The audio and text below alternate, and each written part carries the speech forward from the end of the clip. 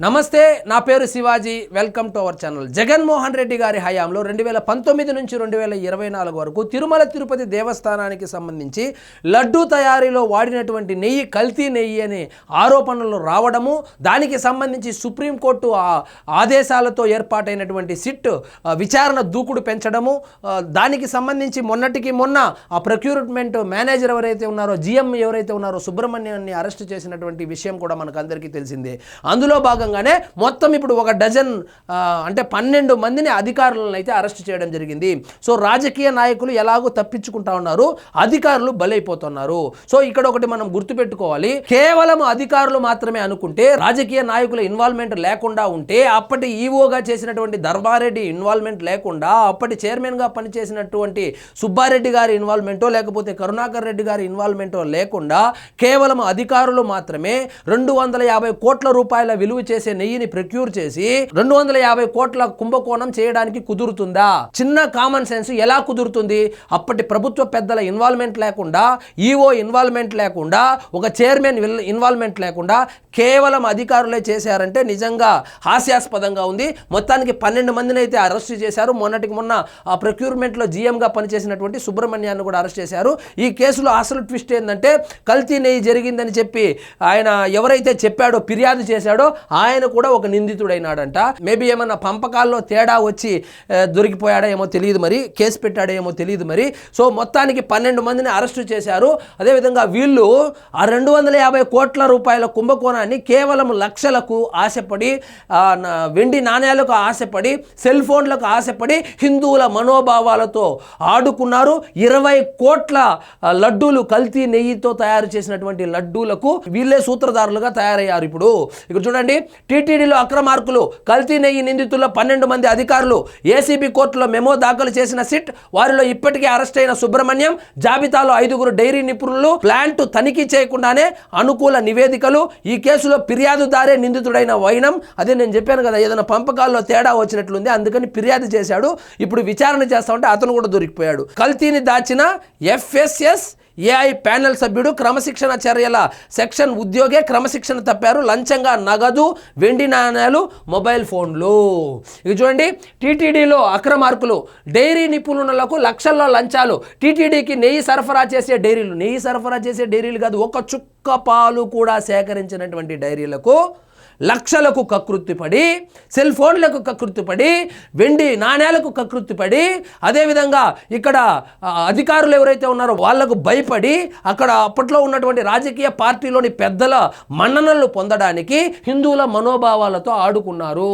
చూడండి, టీటీడీ నెయ్యి సరఫరా చేసే డైరీలు, టెండర్లలో పాల్గొనే డైరీలకు నిజంగా అర్హత, సామర్థ్యం ఉందా అన్నది తెలుసుకునేందుకు ఆయా డైరీల ప్లాంట్లను టెక్నికల్ ఇన్స్పెక్టర్ టీం తనిఖీ చేసి టీటీడీకి నివేదికలు ఇవ్వాలి. అవేమీ లేదు, పెద్దోళ్ళు చెప్పినారని వీళ్ళకు కూడా ఏదో వెండి నాణ్యాలు కావచ్చు, డబ్బులు కావచ్చు, మొబైల్ ఫోన్లు కావచ్చు వస్తా ఉందని చెప్పి ఓకే చేసేసారు అప్పట్లో టెండరు.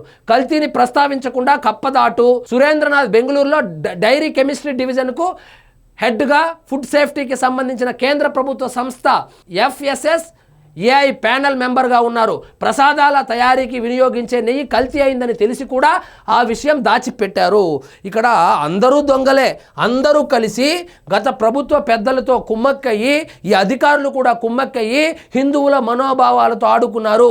20 కోట్ల లడ్డూలు అంటే, ఇప్పుడు ఒక్కొక్క లడ్డు అది ప్రసాదం కాబట్టి 4 నుంచి 5 పంచుకుంటారు. అంటే 20 కోట్ల లడ్డూలు తయారు చేశారంటే 100 కోట్ల మంది హిందూ బంధువులకు కల్తీ నెయ్యితో తయారు చేసినటువంటి లడ్డూలు తినిపించారు ఈ మహానుభావులు.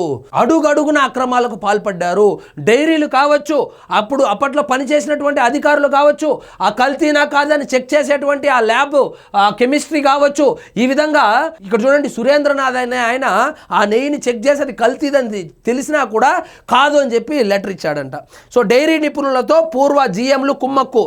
టీటీడీ ప్రొక్యూర్మెంట్ విభాగ జిఎంలుగా పనిచేసిన పేరూరు జగదీశ్వర్ రెడ్డి, సుబ్రహ్మణ్యం, ప్రళయ కావేరి మురళీకృష్ణ, డాక్టర్ హరినాథ్ రెడ్డి, టీటీడీ బయట నుంచి నియమించిన 5 డైరీ నిపుణులతో కుమ్మక్కై డైరీల నుంచి లంచాలు తీసుకుని కల్తీ నెయ్యి సరఫరాకు సహకరించారు. వీరంతా ఆయా సమయాల్లో టెక్నికల్ టీం సభ్యులుగా వ్యవహరించారు.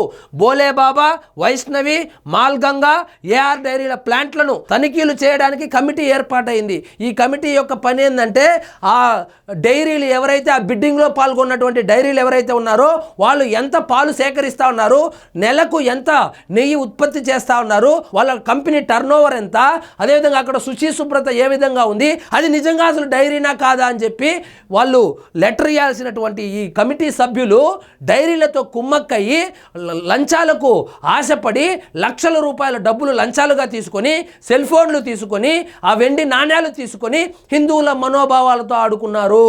అయితే ప్లాంట్లను తనిఖీ చేయకుండా ఈ కమిటీ సభ్యులు ఆయా డైరీలకు అనుకూల రిపోర్ట్లు ఇచ్చారు. దీంతో ఆ డైరీలకు అర్హత లేనప్పటికీ టీటీడీకి ఆవు నెయ్యి సరఫరా టెండర్లలో పాల్గొన్నాయి. అలా సహకరించినందుకు జగదీశ్వర్ రెడ్డి, ప్రళయ కావేరి మురళీకృష్ణ, పోమిన్ జైన్ నుంచి 5,000 విలువైన 50 గ్రాముల వెండి నాణ్యాలు లంచంగా తీసుకున్నారు. కోట్లాది మంది భక్తులు పవిత్రంగా భావించే శ్రీవారి ప్రసాదాల తయారీకి వినియోగించే నెయ్యి నాణ్యత విషయంలో నిజాయితీగా వ్యవహరించాల్సిన టీటీడీ అధికారులు, ఉద్యోగులు స్వల్ప ప్రయోజనాలకు కకృతిపడి 5 నాణ్యాలకు కకృతిపడి 250 కోట్ల కుంభకోణానికి లైసెన్స్ ఇచ్చారు. వీళ్ళే 250 కోట్ల కుంభకోణం పక్కన పెడితే 20 కోట్ల లడ్డూలు తయారు చేశారు. దాదాపు 100 కోట్ల హిందువుల చేత లడ్లు తినిపించారు. తిరుమల తిరుపతి దేవస్థానం పవిత్రతను పోగొట్టారు, దాని విశిష్టతను పోగొట్టారు. కాబట్టి మొత్తం 12 మందిని అయితే అరెస్ట్ చేసినట్లు వార్తలు వస్తుంది. సో ఈ కేసులో సిట్ దూకుడు పెంచింది.